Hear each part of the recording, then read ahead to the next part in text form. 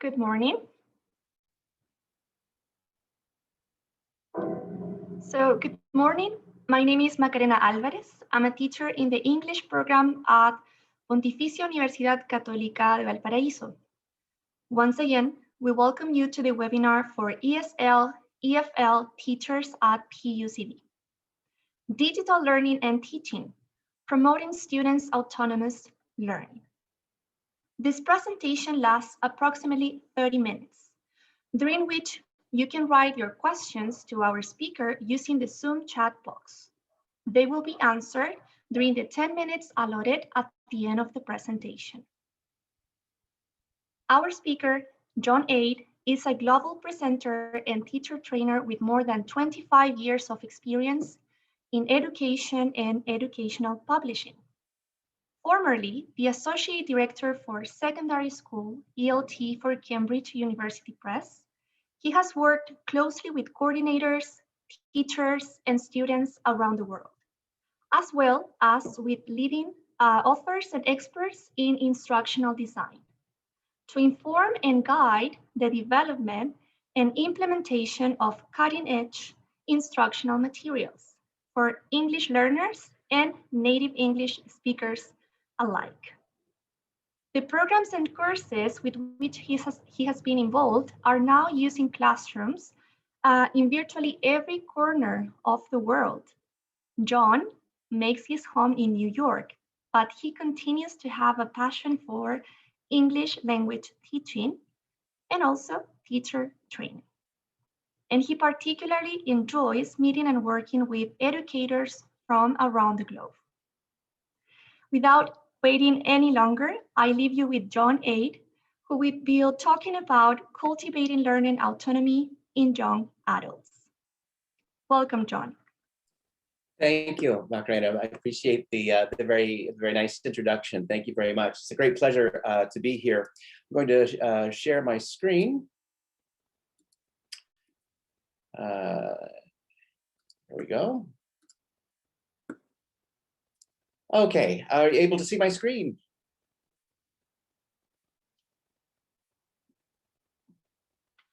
Terrific. Okay. Well, good morning, everyone, and welcome to this session. As Macarena said, this is Cultivating Learner Autonomy in Young Adults. My name is John Aid, and for the next half hour, I'm going to explore the concept of learner autonomy, what it is, and why there's particularly such attention on this topic in recent year, and how we as English teachers have a role to play in this important aspect of our students' development. So what is learner autonomy? Well, some of you may know this. The term was first coined by Dr. Henri Olek back in 1981. Dr. Olek has been a leading figure in language acquisition and is considered by many as sort of the father of the idea of learner autonomy. In his book called Autonomy and Foreign Language Learning, he said that the autonomous learner is the one who has the ability to take charge of their learning. And in recent years, this has become associated with the concept of learner agency, which is about helping learners actually take control and, more importantly, to take responsibility for their learning, to be empowered to act and to make choices and decisions about their learning. And we've seen, firsthand just how critically important this is now, thanks to our shared experience with remote learning due to the global COVID pandemic. Now you'll see here some other slides related to terms that are often associated with learner autonomy, independent learning, self-directed learning, self-regulated learning. These all have slightly different meanings, but they're all associated with learner autonomy. And then in addition, they all involve encouraging these related learner capabilities. Self-regulation, metacognition, which is thinking about thinking or thinking about one's learning, and learning to learn, which is about developing the strategies and processes for one's own learning development. So now you might be asking, all right, so why should we care about learner autonomy? Well, I'd like to start by reflecting on the year we've all just been through. I think it's fair to say that not a single one of us has been untouched by one or more of the seismic events that have impacted the world over the past year. Climate change is having an increasingly devastating effect all over the planet, while the global COVID pandemic continues to hit many countries especially hard. Economic insecurity has long been a source of anxiety for many people, while alarming new levels of political unrest, even here in the United States. It's all sort of making us feel as though our futures have never been more uncertain. So let's face it, it's been a tough year for all of us, and the impacts of these crises will continue to be felt for years to come. So now I'd like you to think about your students. I want you to picture their faces. What will they be like when they leave your program? What will they be doing? What do they hope to be doing? What will the world be like when they're ready to join the workforce? If you think about your students' futures in these terms and think about the changes that we've been through just in the past year, it's easy to see that we're not simply teaching a language. What you're doing is you're actually preparing a generation of young people to be ready for the world that they're going to inherit. And it's not just preparing them to be productive members of their communities or even their country, because as the world becomes ever more globalized, they're really going to be international citizens of the future. They're going to be interacting with even more people and more cultures than they currently are doing today. I read this interesting article recently in Forbes magazine, and talking about the pace of change, the scope of change, and just sort of how profound that change is impacting everything. And in this article, it's talking about what we should be preparing young people for. You know, what skills should we be training them on? What job should we be preparing them for? And the answer is that there's no way to predict the jobs of the future. So what we can do is equip learners with the tools that will enable them to adapt and change as the world continues to change. I like this quote here, that the key question is what we must do to prepare for a future that is, for the most part, already here, and to a smaller but significant extent is already behind us. So the big question then is, how are we preparing students for their futures, especially now when the world has been rocked by such huge changes and the future seems so uncertain? And as we've just said, we don't really know what our students will need to know in the future. And a large part of this is because of the new types of work and industries that are developing all the time, but also the new technologies that continue to develop at record pace. So to kind of put this into perspective, I'd like you to think about some of the jobs that didn't exist when you were your students' ages. I mean, how many of these jobs would have even been considered career options back then? You know, a 3D food printer chef, who would have known what that was? Or drone standards specialists, aging solutions consultants. These are all, you know, careers that have just emerged in recent years, and that pace of change is just going to continue. Now, one way we can get an idea of how we can prepare learners is to look at the research into what employers are saying are the most important competencies that they look for in their candidates. This research that I'm going to show you is from the World Economic Forum, and it lists the top 10 skills that will be needed in what is being called the fourth industrial revolution, which is it's fundamentally altering the way we live, the way we work, and the way we interact with one another. So they are complex problem solving, critical thinking, creativity, people management, coordinating with others, emotional intelligence, judgment and decision making, service orientation, negotiation, and cognitive flexibility. Now, interestingly, two of these, the emotional intelligence and cognitive flexibility, didn't even make the top 10 when this same research was published only 5 years ago. So I think it's the pace of change and the uncertainty about the future that are the main reasons why these two competencies suddenly appeared in the top 10 list. They both have to do with adaptability, resilience, and the ability to know how to try a different approach when you run head on into an obstacle, to be able to recognize that circumstances can and do change, and this requires the ability to navigate those changes. Now, here's also an interesting bit of research into how skills are changing in today's world of work. Now, this is a study that was conducted about 20 years ago about how globalization and technology were changing the skills demand in the workplace. And what we can clearly see here is an increase in the demand for non-routine cognitive skills, whether that's dealing with people, such as in non-routine interactive skills, or dealing with information, as in non-routine analytical skills. Now, this is a 20-year-old study, but I imagine if the same study were conducted today, we'd see the two non-routine cognitive trend lines will be off the charts by now. But what this does tell us is that topic knowledge in and of itself is no longer enough. You have to possess the ability to adapt and to change and to grow with changing circumstances. And that's something that has to be cultivated in learners across the curriculum. Now, just real quickly, I often use the term skills because it's an easy term to understand, but however, I really should be using the term competency. And competency is really the combination of a number of things that sort of determine the ability to do something well and fluently. They consist of three components. There's the knowledge, knowing what you need to know in order to accomplish a task or to do something. There's the skill, the ability to do it well and to do it fluently and through practice and so on. And then there's the attitude. This is the way of thinking about approaching a skill, and the attitude that we bring to the skill.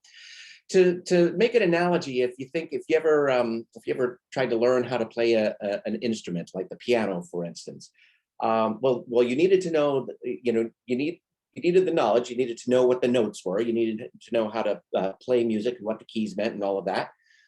You needed to practice to get better, to play fluently. And then you had to have the right attitude, because if you didn't have the right attitude, you weren't going to accomplish the other two. So these three components combine to form a competency. And one of the competencies that we're looking at today is that of learner autonomy.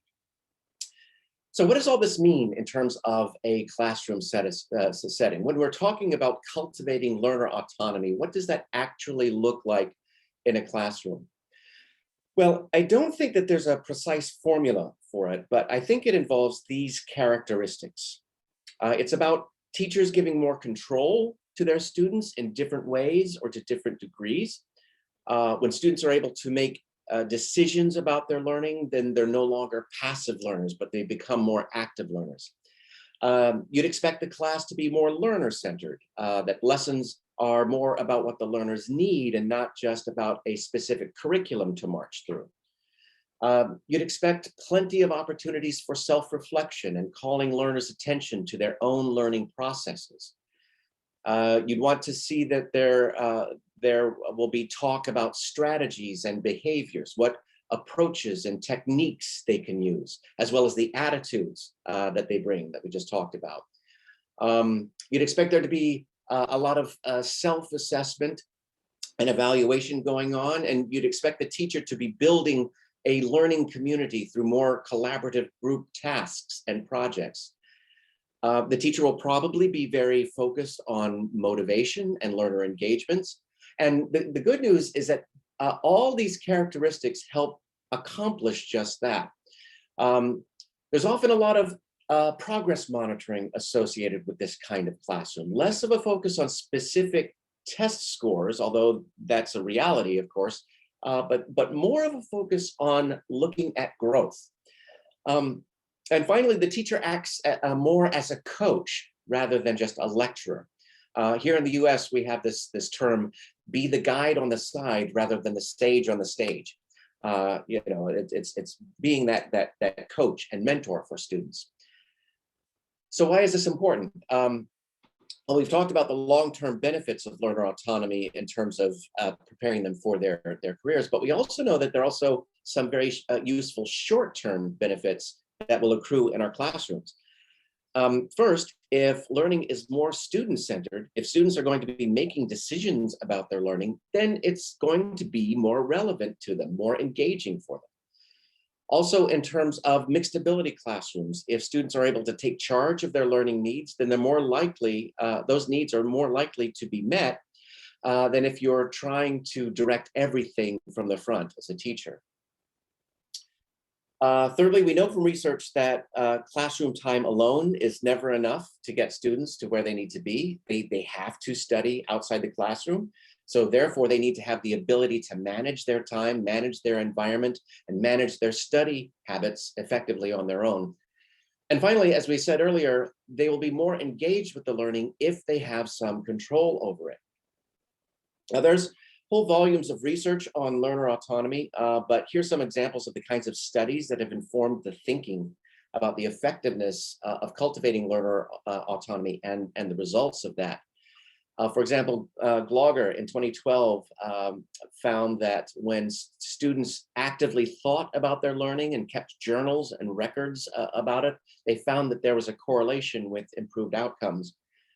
Similarly, Michalski, when learning materials prompted students to use and reflect on learning strategies, they found that students there were also more successful. Connected to this, when a specific strategy is taught explicitly rather than a teacher simply modeling a task and the student kind of inferring a strategy, students tended to perform better and they were more likely to employ those strategies again. So explicit teaching of strategies. And finally, when teachers took a more dialogic approach, when they asked questions and engaged with students about how they were approaching their task, how they arrived at an answer, their students were more likely to be successful in those cases as well. So all along, we've been talking about giving students more control over their learning, but that doesn't mean simply just dumping all of the responsibility on the learners. Although, thanks to the lockdown and remote learning, that did happen quite a lot. Ideally, though, it's about managing the transfer of control effectively. And so we can do this a number of ways. One way is through scaffolding, and I actually mean two things with this. One is sort of breaking tasks into stages, checking for understanding, checking that students understand instructions, providing support where needed, and then sort of gradually peeling that support off as students grow. There's the structure, creating routines for the way things are done and getting consistent in those routines. For example, if there's a reading task, encouraging students to first skim a piece of text, look for keywords, look for the main idea before going back and doing a closer read, establishing those routines. It's also about flexibility, having more open-ended activities, but also building in more stretch options, more differentiated instruction for different learning needs in the classrooms, changing groupings around, giving students different roles in groups, and creating that more flexible kind of classroom environment.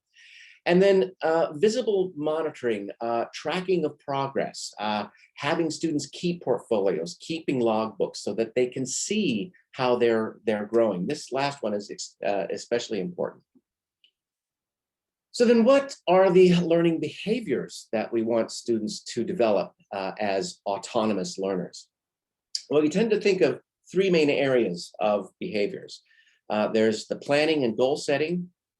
There's the managing of the learning, sort of the day-to-day stuff, and then the self-reflection.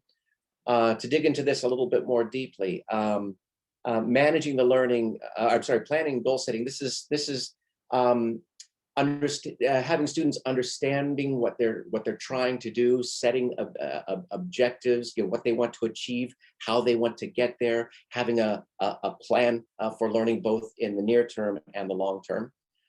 The managing the learning is sort of the day-to-day, making use of the resources, developing effective learning habits and creating an effective learning environment, but also managing their motivation levels. And I'll talk about that in a little bit more detail. And then the self-reflection, this is thinking about how their learning is going, where they have grown, where would they like to improve, identifying what's working, what's not working, and making adjustments as needed. So what I hope you can see here is this kind of a recursive approach. Students set goals and plan their learning, they manage and monitor their learning, and then reflect on what's working and what's not, which should inform more planning, more goal setting, and so on. So this cycle just continues to repeat. Now, as I said, there is a short-term view of this, passing the class, for instance, but students should be really clear about what their longer-term goals are. Are they trying to pass a particular exam or certification?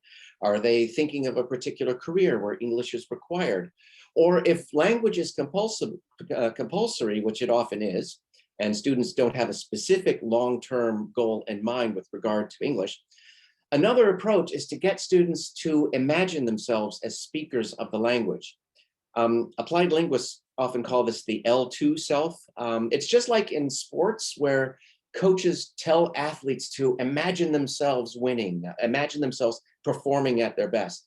This is about getting students to visualize themselves as successful speakers and users of the language, which then assists in their motivation to learn.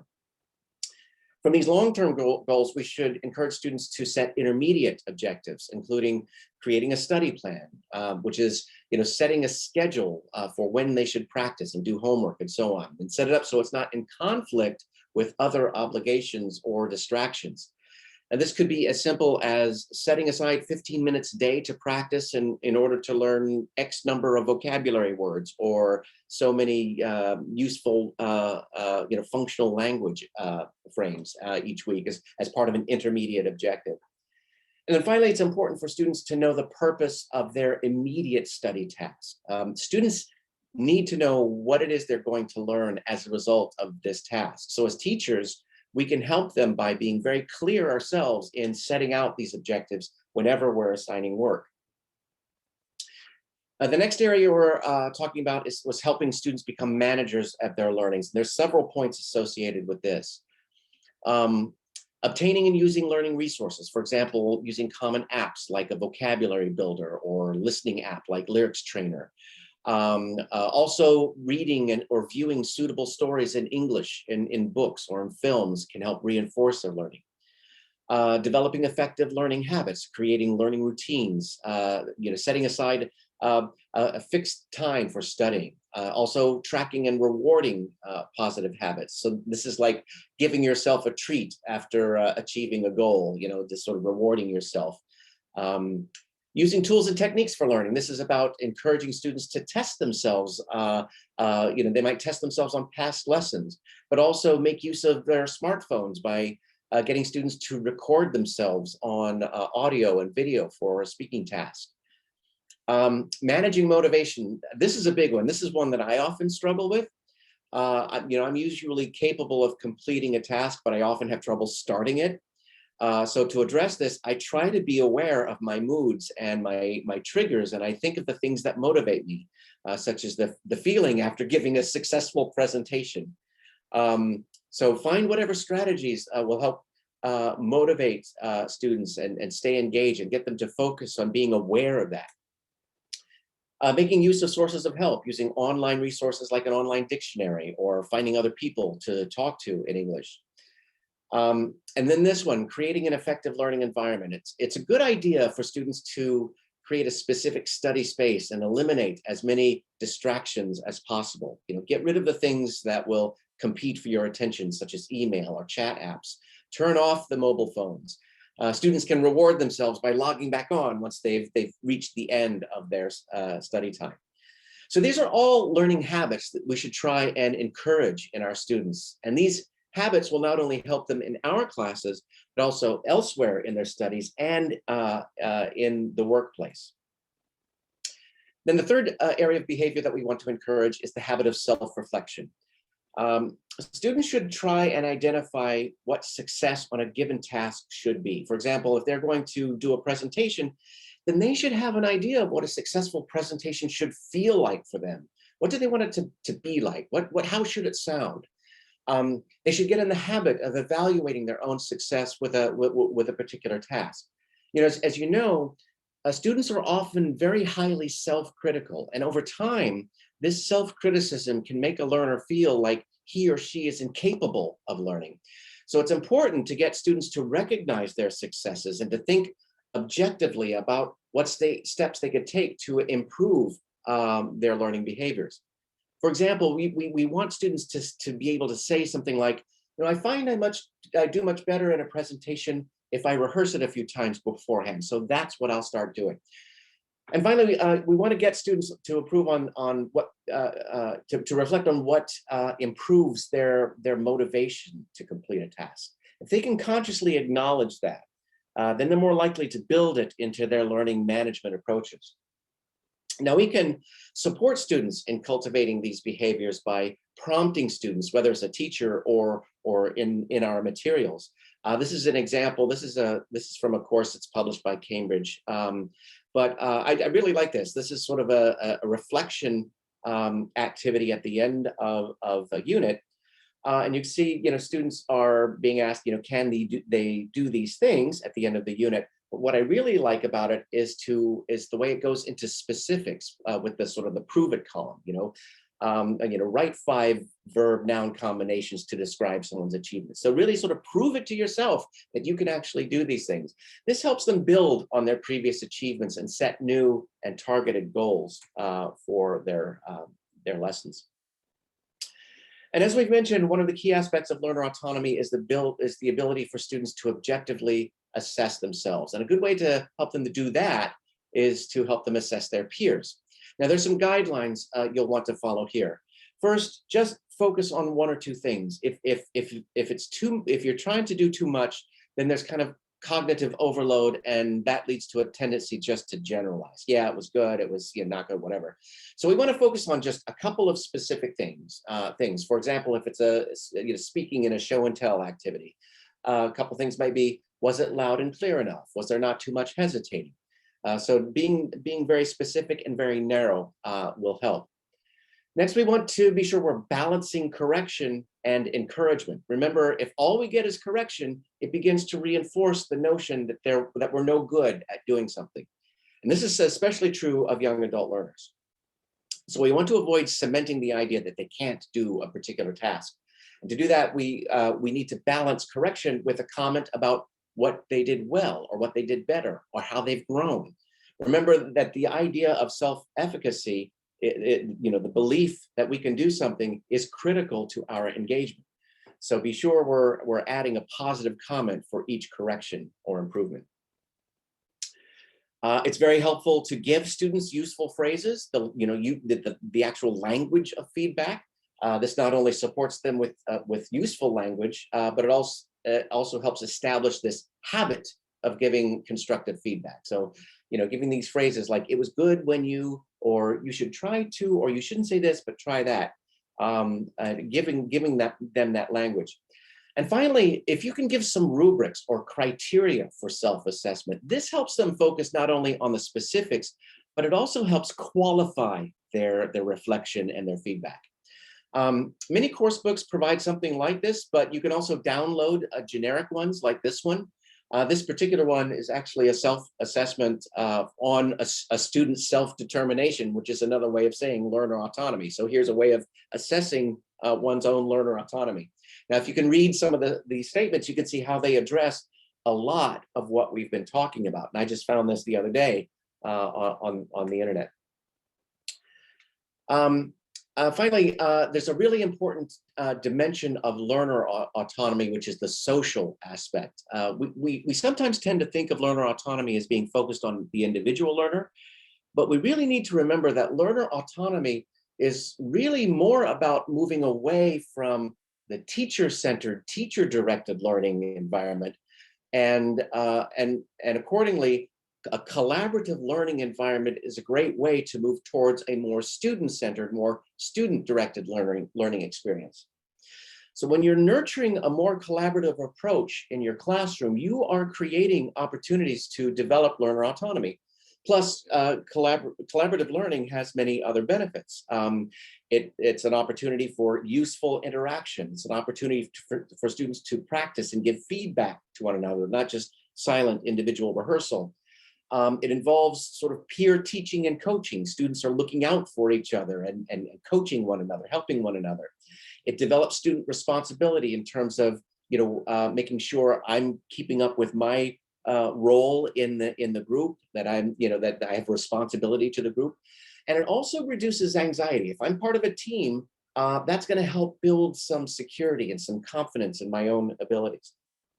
And you may recall that one of the earlier slides, that collaboration, the ability to work well with others, also happens to be a top competency sought by employers. So you're really capturing two things with collaborative learning.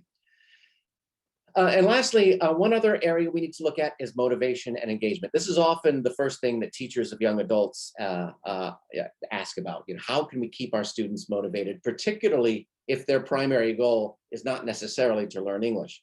And this is a key area because learner autonomy is not just about the skill, but it's also about the will, the attitude. If you remember when we were talking about the components of competency, we said it's the combination of knowledge, ability, and attitude. So we also need to cultivate a positive attitude about learning. Now, one thing that's useful here to refer to is the concept of the growth mindset. Some of you may be familiar with this. This is an approach that was developed by the educational psychologist Carol Dweck, who became interested in the different ways students responded to success and failure. She noticed that some of her students rebounded from setbacks, while others seemed to be crushed by even the smallest challenge. And she wanted to know why. So she started noticing the attributes of those who rebounded, those with the growth mindset, and compared them to those with a fixed mindset. So students with a growth mindset, they tend to embrace challenges rather than avoid them. They persist in spite of obstacles instead of giving up at the first hurdle. They view sustained effort as a necessary thing rather than fruitless. And they tended to learn from criticism rather than ignore it. And finally, they tended to be inspired by the success of others rather than feeling threatened by it.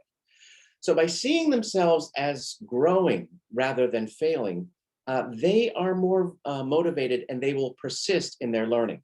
So there are some ways we can cultivate more of a growth mindset in our classes. As teachers, we can praise the learning, not just the intelligence or the effort by the learner, but the actual learning that has happened. Get in the habit of using yet more often with can't. If a student says, I can't do this, remind them you can't do it yet, but you will. Be prepared to use different approaches. We don't all learn at the same pace in the same way every single time. So if one approach isn't working, try a different approach. Encourage more collaborative learning, as we talked about. Test only when learners are ready. When you're sure that you've given them everything that they need, then you can test. Don't try and catch learners out on catch them out in not knowing something. Provide sufficient guided and scaffolded practice. You have to know where your students are and know how to support them, and then when to start pulling the training wheels off. As much as possible, avoid specific scores. I know scores are a reality, but we have to remember that as a test score, that's a snapshot in time. It doesn't show growth. What we want to focus on is how the learning has grown over time. And to do that, you want to create portfolios, create success folders, give students the means to really see how they've grown over the course of your class. So to sum up, there are these things that we can do as educators to nurture more autonomous learners. We want to build up to giving more control. Don't do it all at once, but sort of gradually give more control, more authority over the learning to the student. We want to monitor and track progress and make sure students are tracking their progress. Help students develop their planning skills, help them develop their learning management and their strategies. help them evaluate themselves, reflect on their learning, think about their learning.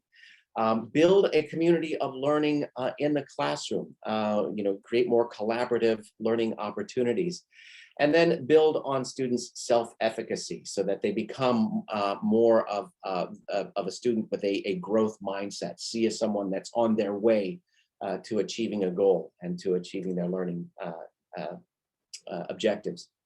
Now, one last thing.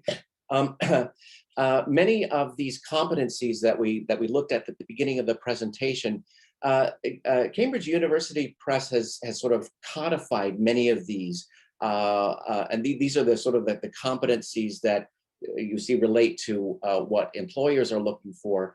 But you see here, creative thinking, critical thinking, learning to learn, the learner autonomy is one of these. Communication, collaboration, social responsibilities, and this is all underpinned by digital literacy, emotional development, as well as discipline knowledge. But I wanted to share this with you because they've published these very useful booklets that you can download covering each of these topics, including learning to learn, the learner autonomy. If you just go to www.cambridge.org/CLCF, that stands for Cambridge Life Competencies Framework, you'll find all kinds of support, all kinds of help on how you can employ these strategies that focus on developing learner autonomy, as well as these other competencies. And with that, I think I'm a little bit over time. I apologize for that, but I'd like to ask if there are any questions that I can perhaps answer for you.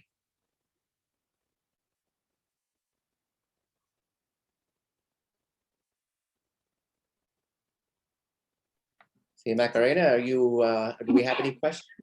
Thank you, Mr. A, for your presentation. We will now proceed to answer the questions from the audience. Well, we don't have actually questions, but we have some comments. And we don't only have teachers from Chile, we also have some people from around Latin America. Kellner says hello from Peru. Maritza says hi from Ecuador. And from Argentina as well. They are saying that you did a great talk. And here we have a question from Norma. By Norma, how can you work on students' autonomy if they don't turn on their cameras? Yeah, that's a tricky one. Well, we have to remember that that there are, in many cases, there are many reasons why they may not be turning on their camera. They may be in a small room with many distractions, but oftentimes, I talked with a young adult learner, at the beginning of the COVID pandemic, and asked him about what it was like participating in online classes all day, and he said it was grueling. I mean, it's absolutely exhausting, and we all know this, being on Zoom all day long, and you do kind of get a cognitive overload. I would just go back to the importance of encouraging learners to kind of try and set those parameters. And talking about trying to create a learning space, and that when you're in that space, that's what you're focused on, and encourage them that we want to see you. We want to see you engaged in the classroom. But we do have to recognize that if they're shutting off their camera, oftentimes they are distracted by something else. And as I just noticed a comment here, they do become more passive listeners. Yes. And then reluctant to become speakers. So we want to keep pulling them in as much as possible, and encourage them, and give them roles to play. For instance, if you're setting up more collaborative opportunities, then they need to help their teammates in whatever the task happens to be. That's right. There is another question by Sarai. She says, at one point you mentioned visible monitoring. Could you expand a little on that idea? Yeah, okay, so visible monitoring is more about sharing, it's sort of sharing progress monitoring with your students, so that it's not just me as the teacher sort of recording how students are doing, but it's being really sort of proactive in terms of pointing out, okay, like yesterday, you weren't able to do this, but today I saw some improvement, and get them to, you sort of have to prompt them to acknowledge their own progress monitoring, when to sort of train them to monitor their growth, and so as teachers, we kind of have to prompt them in that process, just make it more of a visible activity in the classroom. It becomes part of the lesson. It becomes part of our routine. Thank you, John. I'm impressed because we have more than 100 participants in today's webinar. We also have people from Colombia and Uzbekistan as well. Oh. I thought that it was only in Latin America, but we have people from other places too. I have a question. Terrific. I have a question by Carolina. It says, do you have any successful experience with online lessons in terms of peer interaction or collaborative learning in general? Yeah, so peer interaction, it's a tricky one, especially when it's online. If you've got students working in breakout rooms, one of the things that you have, unfortunately, that you have to do is continue to sort of police those breakout rooms, because it's very easy for students to get distracted or get off topic. So you do need to, you do need to kind of, sort of police the breakouts that students are engaging in. But you can also sort of help yourself by, again, sort of assigning specific roles to the students in those, make sure there's a timekeeper that someone is keeping time and making sure that they're on task. Make sure that there's an opportunity for everyone to have some kind of role in whatever the task happens to be. Make sure there are opportunities that they're always reporting back, that they're always talking about what it was that they did in the collaborative activity. Yeah, it's a tricky one to try and manage that in this remote learning environment. But if you set some ground rules and you assign some specific roles, I think you'll find you have a better a chance for success with those. Thank you. Sandra says, if you could elaborate a bit more on praising students' learning rather than intelligence or effort. Yeah, so what that means is what we want to get in the habit of acknowledging is the growth. This is all about encouraging that growth mindset and calling students' attention to the growth that they're experiencing. And so we can do that as teachers by the language that we use. We use more phrases that talk about what the student has been able to do now that they weren't able to do before. So it's not, oh, you're very smart. Oh, what a great student you are. But it's more about, you have grown a lot this year. You have really,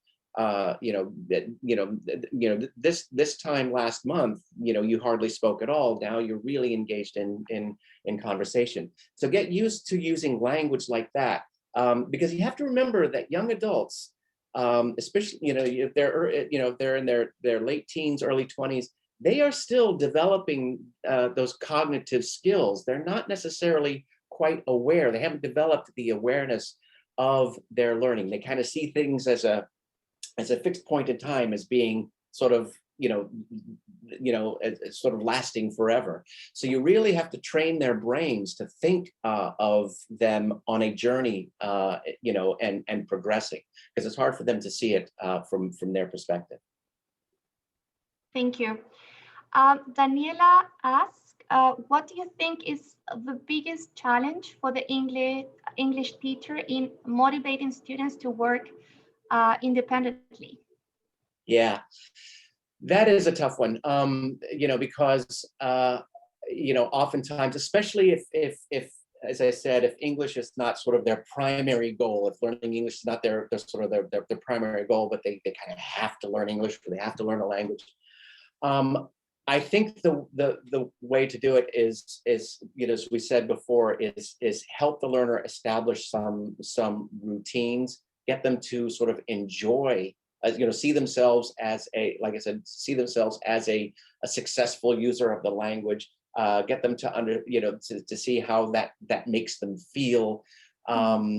Get them to set up kind of a learning plan. It is often very, very, very difficult, but I think if we continue to remind students, how great it would be to be able to travel to the UK or to the United States and just be able to converse with anybody on the street. It's sort of getting them to visualize themselves as a speaker is one way to sort of encourage them to be motivated with the learning. And then everything else, the more they are able to make some choices, make some decisions about the learning, and it can be as simple as okay, today we have a choice. We can do either this reading task or we can do that speaking task. What would you like to do? And set up a little impromptu poll of the class, and so that they're actually making choices about what we're covering in class today. That can also sort of help motivate learners. Thank you, John. There is another question by Carolina. It says, in an online environment, how do you deal with learner frustration using the growth mindset, especially when they don't communicate that feeling? Yeah, okay, so oftentimes the frustration comes from the negative feedback that the learner themselves is sort of the voice inside their head is saying, I can't do this, I just can't figure, I can't do this, I can't do this.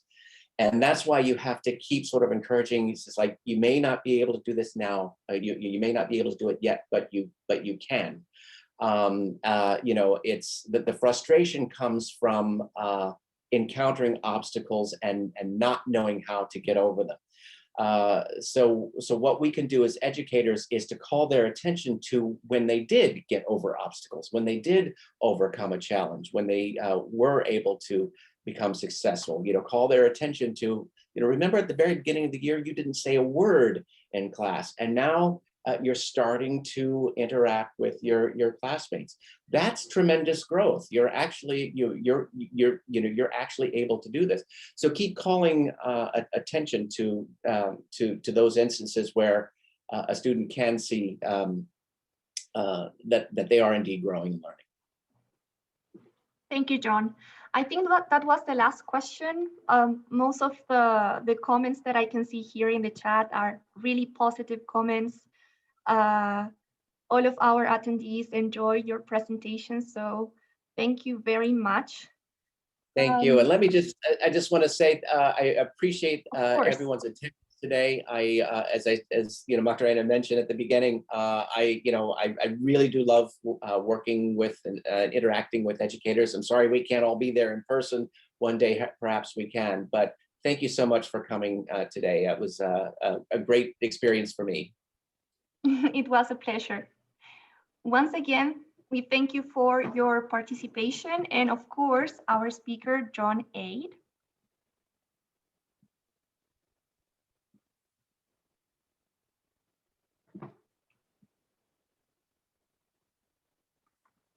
So we remind you that at the end of the 2 days of presentations, you will be able to download the diploma of participation. We invite you to join us with our next speaker, Dr. Elaine Schmidt, to know how language learners process speech, cognitive aspects of speech processing in non-native perception at noon, following the link on our website. Meet us at the 12 o'clock presentation. Now you've got some time to grab a coffee before our next presentation. Thank you very much.